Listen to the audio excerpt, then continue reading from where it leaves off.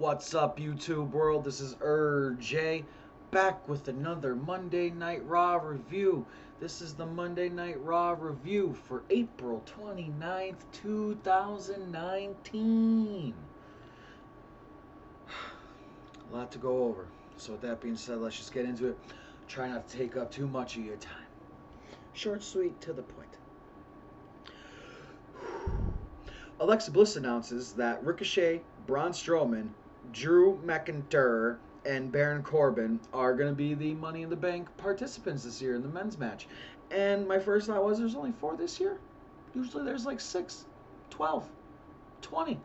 Not 20. Usually like 6 or 7. So there's only 4 this year. And but I think that's pretty cool. The match won't be too crowded. Everybody will be able to get their stuff in. Everybody will be able to notice it. It'll be cool. I think it'll be great with only 4 people. And that sets up Drew and Baron versus Ricochet and Braun right now. And they all cut good promos on each other in the ring, too. Just hyping up their Money in the Bank ladder match. Ricochet goes to do a springboard move onto Corbin. I don't know what he was going to try to do, if it was a crossbody or some kind of springboard elbow or what. But Corbin just elbows or punches him out of midair, and Ricochet just like ricochets off of Baron Corbin. Pun intended.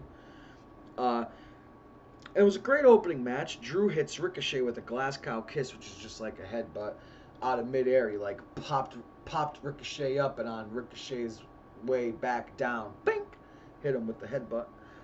That looked pretty brutal.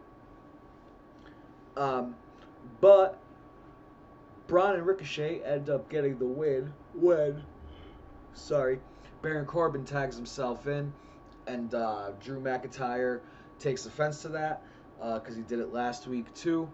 Or not, he didn't tag himself in last week, but Drew McIntyre did all the work, and Baron Corbin just kind of stole the win. So Drew McIntyre took offense to this, and kind of punched Baron Corbin, dazed him, and then Braun gave him the power slam. And Ricochet hit him with the shooting star press. And Ricochet gets the 1, 2, 3. Very exciting first match. Good way to kick off Raw. The Usos come out and they're performing their theme song. They're just like, down since day one-ish. Just like hopping all the way down to the ring. I liked it. They looked a little awkward, but I think the more they do it, the better it'll get. They'll get more comfortable with it, and they'll be like another R-Truth. They'll be like R-Truth on Raw. And who doesn't want an R-Truth on Raw? Come on. If you say you don't, you're lying. You're lying to yourself. Anyways, that sets up the Usos versus Gallows and Anderson, the Good Brothers. Gallows throws one of the Usos, I can't remember which one, into the middle rope, neck first, twice. Like, he would throw him into the middle rope, and his neck would, bounce off the middle rope. Complete whiplash there. Looks pretty brutal. Very dangerous. Very, very dangerous move there. Real good tag match. Anderson and Gallows looked great for once on Raw. They haven't been used in a while, and when you do see them, they're like, man. They've been a victim of poor booking. And, it is what it is. But, the Usos end up getting the win with the splash, and then they show a video of Dash Wilder from the Revival shaving Scott Dawson's back. Or do I have him backwards? Shit. Whatever. One of the people in the Revival is shaving the other one's back, and the Usos are just busting them, Next up, which that was pretty funny. The Revival comes out defending themselves, Scott Dawson was like, my lats are so big, there's no way I could reach and shave every part of me, so I have my compadre help me out, Really good.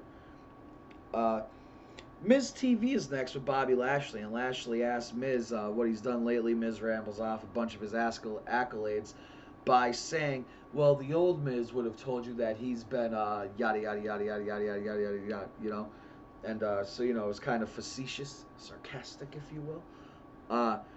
And then, they keep bantering back and forth, and Lashley says, no wonder why your dad thinks you're worthless. Miz starts beating up Lashley. Then we have Miz versus Lashley. And the match is going on. The Miz is going on. The match is going on. And Shane comes out to distract Miz. And it doesn't work at first. Miz is very focused on Lashley. But eventually, Shane shows a picture of Miz's dad on the Titantron, distracts Miz, gets a spear. Lashley wins. Shane starts beating down Miz a little bit. Miz fights back. Lashley beats up Miz more. Shane puts him in like some kind of cool leg triangle choke and, chokes him out. Says he's the best of the world.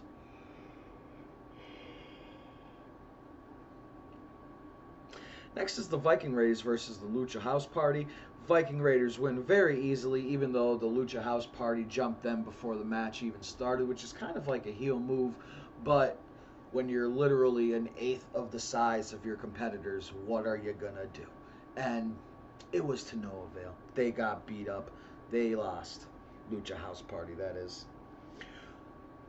Alexa Bliss then announces that the women's Money in the Bank ladder match is going to be Natalya, Dana Brooke, Naomi, and Alexa Bliss. Which is cool. Alexa Bliss is back in action. That'll be fun.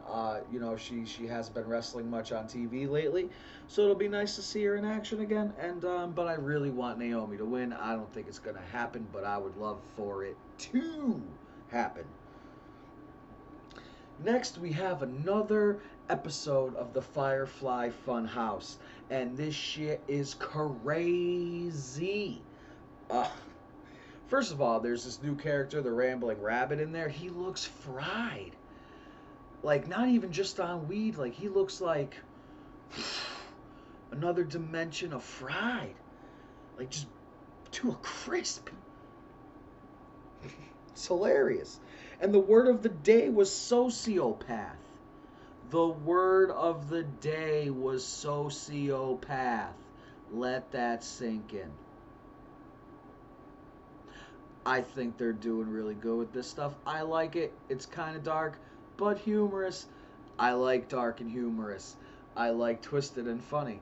I like mixing children's stuff with very adult stuff. It's great. Feeds the two sides of my personality. So I'm personally a major fan of the Firefly Funhouse right now. Like I said last week, it's like Bray is like a creepy Mr. Rogers. Like, he's so nice on the outside, but inside there's a fire that just wants to tear your asshole apart. Metaphorically speaking. I don't think he's really down with the brown, if you know what I mean. Anyways, next up, Naomi beats Alexa Bliss, and Alexa Bliss was in her like formal attire because she was the host of Moment of Bliss when they announced the Money in the Bank ladder match participants for the females. So she was wrestling in her formal attire. Her bootstrings kept coming undone, and her shoes ended up getting pulled off at one point, and she was distracted because she wanted to put them on, but Naomi was like, nah, son, and hit her with that rear view, and did a split leg moonsault for the win, and I'm so pumped that Naomi won. Oh my god, it's great. It's great. Next up, Becky comes out and cuts a little promo. She calls out Lacey Evans. Lacey Evans comes out and she's like, no, man, I ain't waiting. I'm coming down there for a fight right now. So they just start brawling. And it was a good one. It was a good brawl, man. Neither one of them really held back. They made it look really good. It was vicious. It was intense.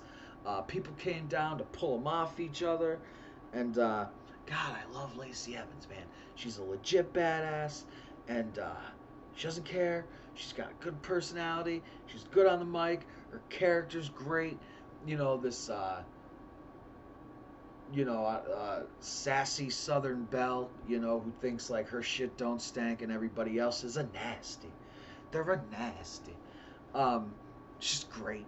And I say she's a legit badass because she used to be in the Marines, I think. She used to be one of the people that would kick in the doors to a place. You know, I forget what they're called now, but whatever. So yeah, she's a legit badass, and so yeah. And next up is the Revival versus Zack Ryder and Kurt Hawkins, and poor Revival. They lost again, and it's even more embarrassing, especially after the clip that the Usos showed earlier.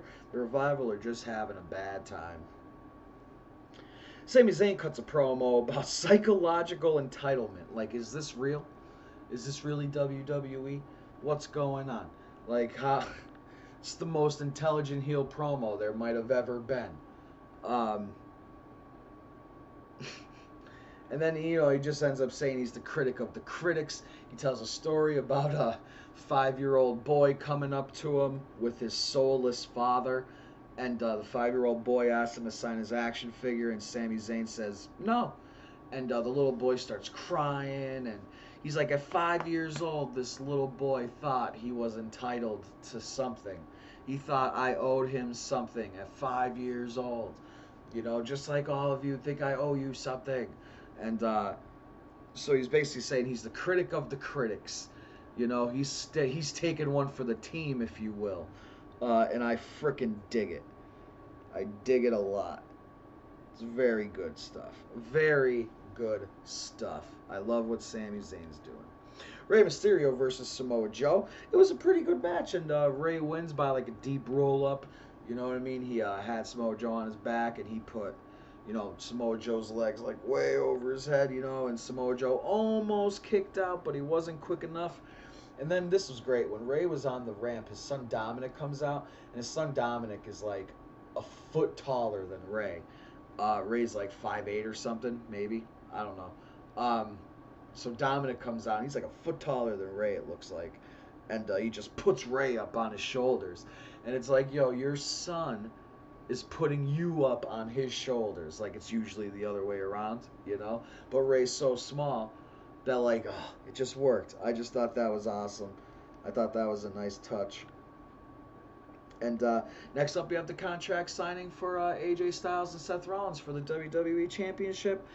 And, you know, they just kind of banter back and forth. AJ Styles says, you know, when you want something bad enough, you're willing to do some things that you might have never done. And, you know, Seth Rollins says, you're going to have to be more than phenomenal on, you know, at Money in the Bank to beat me.